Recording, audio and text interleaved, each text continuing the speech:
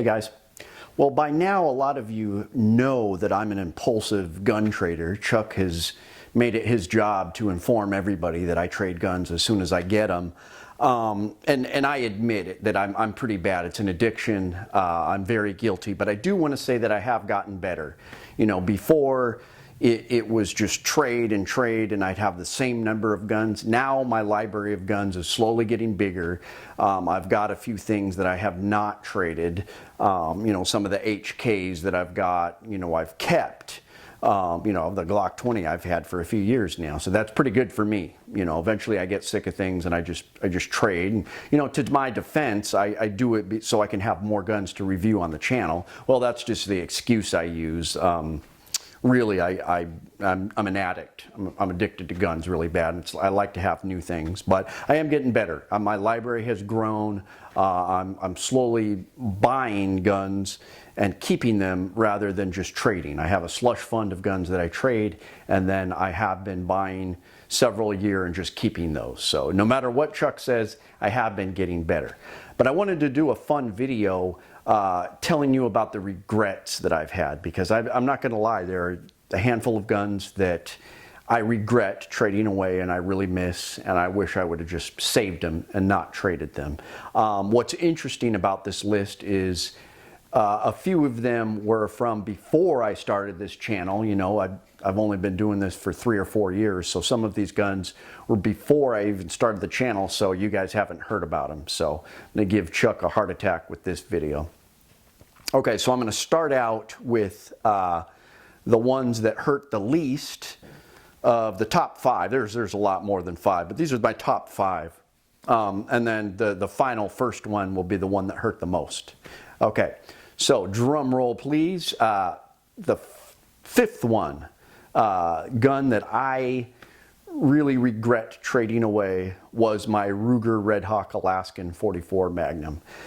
This one I'm not as concerned about because I almost just got one the other day. They're everywhere. It's one of the most popular bear defense guns in Alaska. So, I mean, the state's flooded with them. And they all seem to come with the chest holster, the Diamond D leather Guide's Choice chest holster.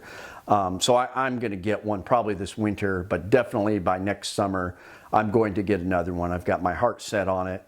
I got rid of the crummy Taurus 44 that I had. So that's number 5, the Ruger Red Hawk Alaskan 44. I feel that it saved me on a couple hunts when I got my tent smashed in and I was shooting at this black bear that kept coming back to my camp. I felt really confident with it. It was real handy, short snub nose. I could shoot it well. It's just a great revolver. It's one of the best 44 Magnums you can get for Alaska. I think it's cool that it's called the Alaskan. You know, it says a lot about it, and people trust that gun. A lot of people up here have it. So that's number 5, the Ruger Red Hawk Alaskan. Number 4, another Ruger, except this one is the Ruger Gunsight Scout 308 rifle. Now, I got this rifle when it was fairly new. Nowadays, they've got some more stocks and some different calibers, so it'd be even more exciting to get one. But I'd like to get another one, and I'm planning on getting another one. But I had this, just the regular Ruger Gunsight Scout in 308. I put a scout scope on it, a Burris scout scope, you know, long eye relief scope on it, and it had the kind of grayish laminate wood stock. Now, it was a bit heavy for hunting, but I still hunted with it, and that thing was amazing. I'll never forget. I got my second caribou that I've ever gotten in my life with the Ruger Gunsight Scout in 308. I had some Hornady 168 grain SSTs and missed the first shot, of course, but then it was running, and at about 120 yards, I dropped it while it was running, and because of it's a scout scope, it was such a quick acquisition. So I just got it, I dropped it, and you know, blew a big fist-sized hole out the other side, but the caribou dropped. And I got it while it was moving and running pretty fast. And so that was really exciting. It's just a handy, short little survival rifle, really. If you research a little bit about, Jeff Cooper and the Scout rifle. It's really cool, and I think it'd be a good bug out rifle. You could have all kinds of applications, but it's got that rail on top. A lot of people will put the scope regular, just mounted back by the stock. I prefer the Scout scope, absolutely, especially after hitting moving objects like that. I was so fast with it. You can't go wrong with the Ruger Gunsight Scout, just a real tough rifle. I think it's perfect for Alaska. I really like the .308 caliber. So that's number 4, the Ruger Gunsight Scout. Number 3, now this is an interesting gun, the Sig SSG 3000. Now this was a heavy gun. This thing was over 12 pounds with the optic. It might have been bordering 14 pounds. But this rifle was ahead of its time. This was a law enforcement military sniper rifle. I had it back in probably 2012, but it had been around for a while, but it was ahead of its time. It's before this resurgence of precision rifles came out, years before the Ruger precision rifle was even dreamed of. The Sig SSG 3000 was out. Now this rifle had a huge bull barrel, it had a muzzle brake on it, had everything you needed. It had a precision stock, nice rail, cheek comb, but I had the American version, unfortunately. The German version is significantly more expensive. It comes with a leather deal on the stock, and so I really would like the German version. If I ever get another one, I would like to get another one. It had a detachable single stack magazine that held 5 rounds, I believe. That was really cool. Big tactical bolt, big bolt carrier. The thing, hardly moved at all when you shot it. It was so heavy, and with 308, it was just really fun gun. Believe it or not, I did hunt with it, not on my extreme mountain hunts, but some of my beach hunts where I was hunting for black bear and I didn't have to pack it too far. It was really heavy, but such a cool rifle, and you just get the whole package. I added a Harris bipod to it and a scope, and those are the only things you need to add to it. It's got everything. So the Sig SSG 3000 sniper rifle, it was pretty cool because the bad guy, the Serbian, and if you guys remember the movie Behind Enemy Lines, the Serbian guy that was hunting Owen Wilson had that rifle. And that kind of dates it, shows you how old, it was almost a Cold War rifle, a 90s rifle. So that was pretty cool to see it in that movie, and it was just a fun rifle to have. Nice, very long. I forgot if it was 28 inches, but very long barrel, huge rifle. So number 3, the Sig SSG 3000. Wish I still had it. Number 2, now this is an interesting gun that I picked up at a pawn shop here. It's really fun to, sometimes you see odd guns at pawn shops around here in Alaska, but this is the ODI Viking Combat 1911. Now, ODI, I believe, is Omega Defense Industries, Viking Combat 1911. Now, this 1911 was from about 1982. They were only made for a few years. It's the early 80s. This picture I'm throwing up here is the actual picture I took with my fancy camera of this gun. It had some fake ivory grips. I think it was just bone, but they had polished it to look like ivory. These white grips, pure stainless steel, just a really cool 1911. But really it's a 1911 variant, way ahead of its time. It had this special double action, single action trigger, and this, Caspian slide.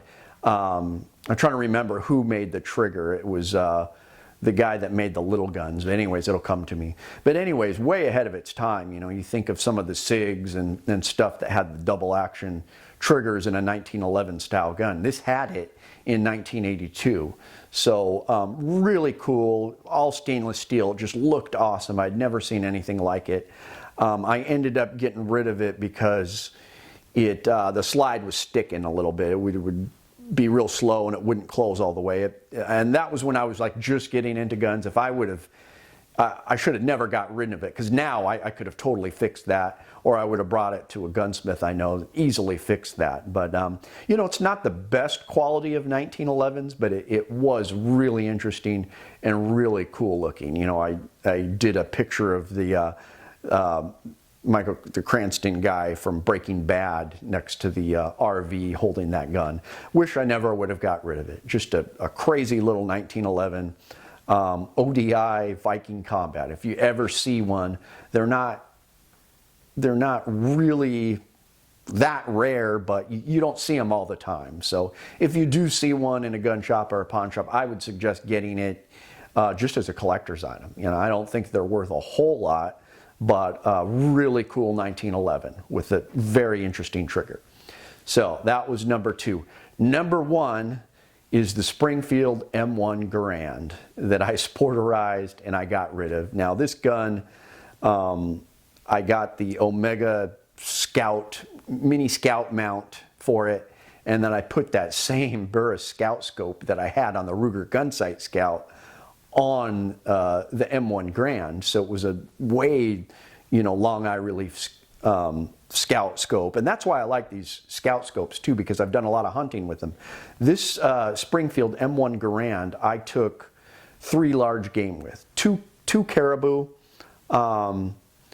actually 3 caribou over the course of several years, and 1 black bear. It was really cool. I tried different things. I tried a ported gas plug for it, and I didn't like that. So I mainly used the Hornady AMAX Garand ammo that you got with it, but it did amazing hunting. It blew big holes in whatever animal I shot, and I took big game with it, and they always dropped right where they stood. Little heavy for hunting, but I didn't care. I hiked it out in the mountains, even my extreme mountain trips, and it was just so cool to hunt with a 1943 Springfield M1 Garand. Now what was cool about it, it wasn't even a perfectly matched rifle. It had a bunch of Winchester parts in the Springfield M1 Garand. I do believe the barrel was from Korea in about 1950, so it was one of the ones that was rebarreled in Korea, and that's probably why it was so accurate. But I swear, out of all the precision rifles that I've had, that was seemed the most accurate. You know, I would go to sight that thing in at 100 yards, it would dead bullseye. Shooting those animals, a couple of the caribou I got were between 200 and 300 yards.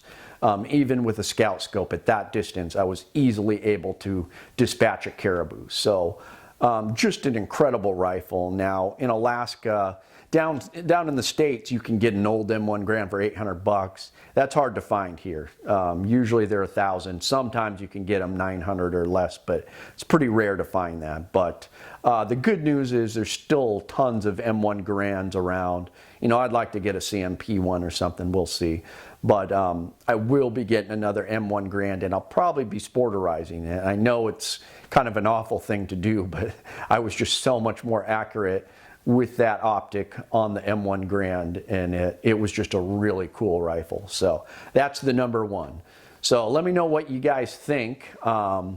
Working on not being as bad of a trader and keeping some of my guns. So as always, guys, you know, long live the Republic. Be of good courage, and don't be an impulsive gun trader. Wait. Outdoor adventure. No. Every time. Guaranteed.